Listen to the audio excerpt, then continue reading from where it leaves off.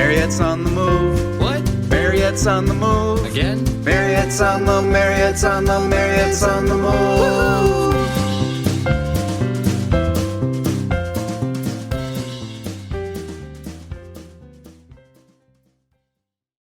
I need to tell you something that I carried for a very long time before I understood what it meant. Back in July of 2021, I was using the Silk & Sonder daily planner system. They ran a 30-day ritual series, and on day 3, their founder, Mewa Agrawal, gave us one word to sit with: ambition. She asked, what stirs in your body when you hear that word? For some people, it's fire in the belly, a big grin, fist pump energy. And I thought about it, and I was like, oh my God, for me, it was like heaviness. Tears welled up in my eyes, and not the good kind.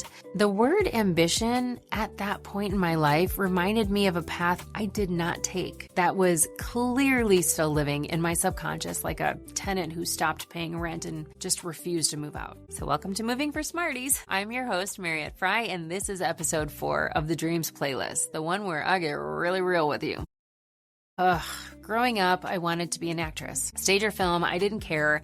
I just wanted to perform. But I was a first-generation college student, and everyone in my life told me to get a real degree. Something to do with business, so I could work in corporate America and live the so-called American dream. So I did. I buried my dream under practicality and fear like most people do with their dreams. My dream got tossed overboard, and it sank into what I called the Bermuda Triangle of someday.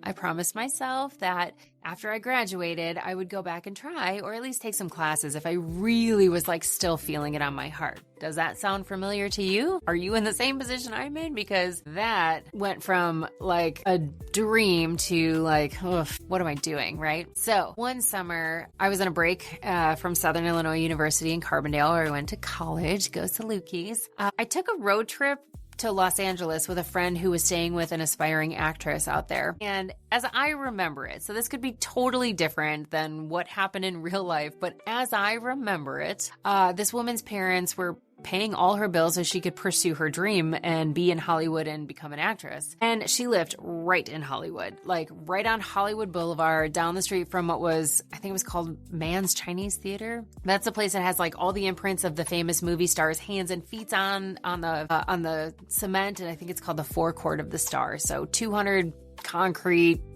hands and feet of all of the actors that you would probably know. I just remember being so jealous and furious at the same time that she wasn't out there hustling. She was sitting around her dark apartment, smoking a lot of cigarettes and waiting for an agent to call her to come in for auditions. We had hopped into a Kinko's print shop. I don't really know why. I don't know if it was probably a son of fax or something, but I saw this whole wall of agency listings and open casting calls. And I was like, she could be taking advantage of those. She had so many resources available to her, and she wasn't even acting on them. No pun intended. But who knows? That could have not actually been what was happening there. She could have taken the week off. We were visiting, right? But when we weren't there, in my head, I just remember thinking oh my gosh, if my parents were paying for me to pursue my dream, I'd be doing everything in my power to make it work because they were giving me a leg up, right? We didn't have the internet back then. So there weren't sites like Backstage or Actors Access where you could, go now and just, find a part in your area and go audition for it. But I just remember coming back to school that fall so fired up that I switched my major to public relations because it was the only major I could take theater classes in and still get a business degree, or a real degree as everybody was wanting me to call it. But ironically, I got a PR degree, which is barely relevant anymore, what I actually studied. It's all done by AI, or it's all social media focused now, which is kind of cool. I kind of wish I was there for that. But I certainly don't know how to use social very well now. But we didn't even have that 100 years ago when I went to school. So I finished the degree and took a job in tech sales because the salary was significantly higher than the PR jobs I was looking at. And it was just really nice to finally have money. I just, years went by, but I still thought I should take an acting class. Every once in a while I'd see something or I'd, go see a play, and I was like, man, I should look into those. So fast forward years later, I'm still thinking about being an actress, and I decided to start taking those acting classes in Chicago after my 9 to 5, just to kind of explore it. I mean, I didn't want to quit my job because it was a way to have fun while getting paid rather than being stressed because I went all in with no safety net, right?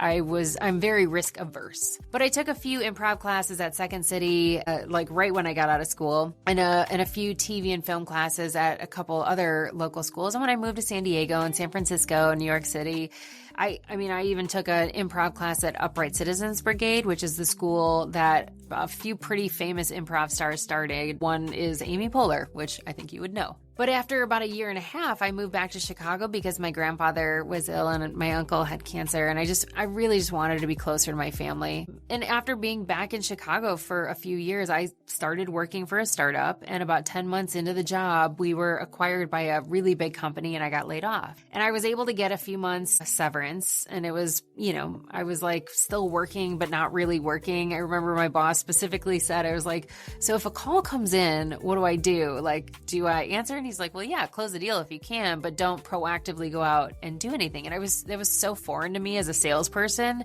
because I'm still getting paid. They just, were okay with me not doing anything else outside of like closing deals if they came in from ones that I had already started. And I was like, well, what do I do? And he's like, Mariette, it's summer in Chicago. Go find a friend with a boat and drink some wine and eat ice cream. I don't know, do whatever you want. And I was like, oh my gosh, this is like the best thing ever, right? So after I got over like the shock of losing my job, and I actually found a new one relatively quickly. It was nice because they couldn't start me for 2 months and I was getting paid for 2 months. So it was like the optimist in me was going like, do this, like this could be a blessing. You could like maybe lean into acting and see what it's all about and, be a part of the community that you've like been daydreaming about for years now. So I did. And it was so much fun. I mean, it was so fun. I did extra work on Chicago Fire and Chicago PD. My friend Robin's on that show. She's awesome. She's Herman's wife. But I got to meet like Taylor Kinney and, I don't think I was supposed to, but I think because I was friends with Robin, I got to. But anyway, I played a few small parts and, auditioned for a couple independent films, which was really fun. I just did a ton of auditions and I realized I don't love doing auditions. I actually even met with a couple agents, which was really cool. Years later, I did a couple episodes of Bravo's Below Deck Mediterranean. So season 5, 518, 520, if you want to look it up. But I just kept thinking like, I promised myself that I'd go back and try, and I did. But here's the twist. I got there and I realized it wasn't what I thought it would be. Like there was a ton of waiting around on sets and I was just kind of bored out of my mind. I have ADHD, so like me and boredom don't do well when you can't have your phone with you. You just have to sit there and like be in your thoughts. But I also realized like how hard actors work for very, very little money. And it would have been very difficult for me to sustain that lifestyle without being a much better saver than I was at the time. And don't get me wrong, I would make a fantastic host for a TV show. So Netflix and HGTV, if you're watching, let's do this. But here's what I discovered. After years of carrying this dream like a flashing neon light, it was like a big sign of regret. I realized that the dream hadn't died. It just had evolved. So the skills that I built through acting, like storytelling and presence and being comfortable on camera, reading a room, connecting with strangers, which is always awkward for everybody. Like those are the exact skills I use today to coach, to host this channel, to MC events, and to pitch a moving show pilot that I fully intend to bring to a network. I don't know. But it wasn't a failure. It was a divine detour.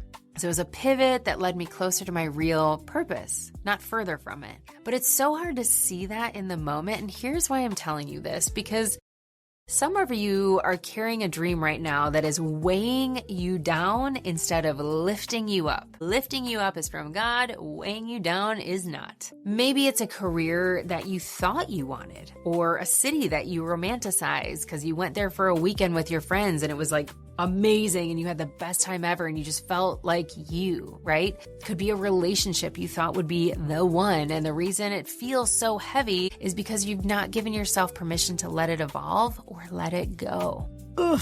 Right? Does that feel heavy? Sometimes the dream we think we want is just the bridge to the one we are meant to pursue. And as my friend Ange Bernard, she's the host of the Intentional Mind podcast, says, quality questions equal quality life. So here's your exercise, and this one's important. Write it down. A detour from your own life. Maybe it was a job that didn't work out, or a relationship that ended, or a plan that changed. But I want you to ask yourself, like, what did I learn from that? Like that I still use today? What am I actually really good at because of that experience. Nothing is too silly, just write it down. But also ask, what dream can I release with gratitude, right? That's taking up space in my heart and my soul. That's not allowing me to move forward in a way that is aligned to my skill sets from all those things that I've explored in the past. You guys, dreams evolve. And sometimes closing the chapter on one dream is that exact thing that allows you to fully dive into another that was just waiting to walk into your life. Releasing an old dream is not giving up. It's growing up, right? In the best possible way. So if you've ever felt like you've made the wrong choice, right? Remember that the path gave you data and data gives you direction. Just like that. In the next episode, we're going to go even deeper with 7 clarifying questions that will sharpen the vision of future you. These are coaching level questions, the kind I ask my clients. I want you to have the data you need to make decisions you are very, very proud of. That's what I'm going to leave you with. So stay tuned for next week. Next episode is going to be a good one. It's going to be 6 questions to sharpen your dream. I want you to spend all of this week thinking about that, right? Visualizing. Go back to that visualization. Do it again. Try it a second time. See if more things pop up now that you're fine-tuning this dream. I'll see you soon. You want to come say hi to everybody? Yeah, you do? Okay. Good boy. Good boy. I know. It's so weird. I don't love it. I don't love it. I know. Okay. Ready? We're going to just try this once. You ready? You want to help me? You want to help me? Okay, come here. Come up here. Okay. Good boy. Okay. I know. You want to say hi too? You do? Okay. This is my friend Cooper. Yeah. Okay, sit down. Thanks for hanging out with us today. Make sure you hit subscribe if you're exploring a move or just want to feel more grounded while you figure out what's next. Join us inside the Smart Move Society. The link to the free community is in the description, or you can go to movingforsmarties.com. It's where we go deeper with planning tools, meeting new people in different communities, and have real conversations about finding a place that fits who you're becoming. So, onward, moving smarty. I'll see you in the next episode. He's so cute.